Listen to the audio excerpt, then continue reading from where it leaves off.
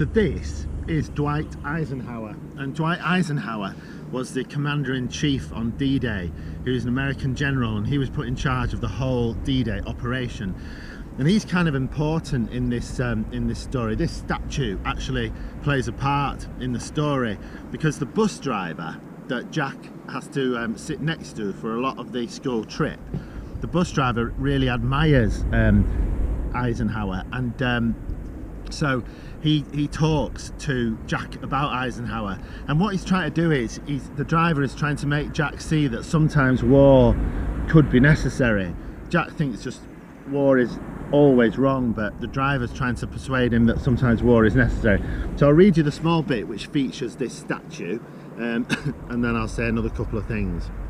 I'm sorry I'm shouting, but I'm in the middle of a roundabout on quite a busy road. Jack scowled and turned his head to study the road again. They were on a two-lane road now, leading to a roundabout. After more silence, the driver asked Jack, "See that man in the uniform?" Jack shook his head. "Well, look up then." "I don't want to," Jack muttered. "You don't want to?" The man's voice was harsh. "No," Jack said. The driver stopped talking and began to steer the bus around a large roundabout.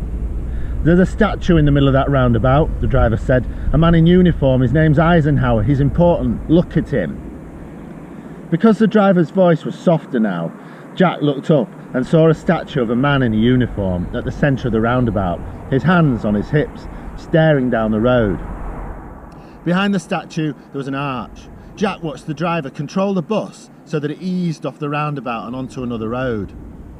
"The course of history depends on your success," the driver said in an American accent.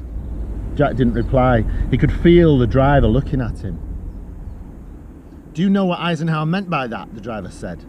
Jack heard laughter from upstairs. He wondered if some of the other Year Sixers are laughing at him, stuck up front with the chain-smoking, nonsense-speaking bus driver.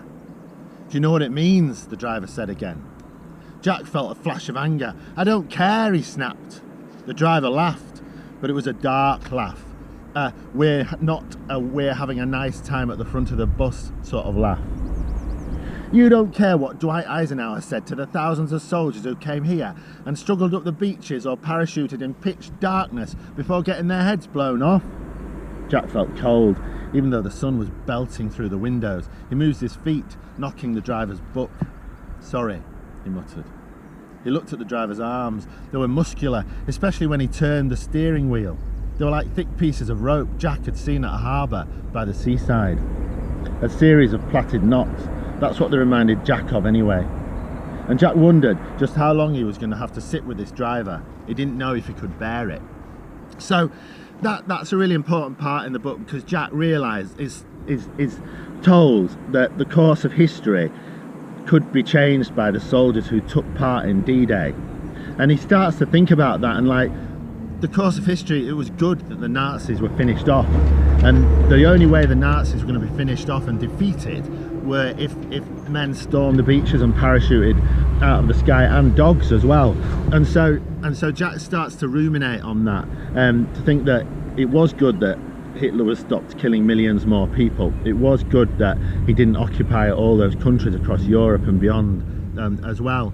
And that's kind of the point, the turning point, which is sort of a catalyst. And a catalyst is when it's something that makes things change, and it is the catalyst for Jack in D-Day Dog, for him to start to think that maybe sometimes, for him to think that war is sometimes necessary and even a good thing.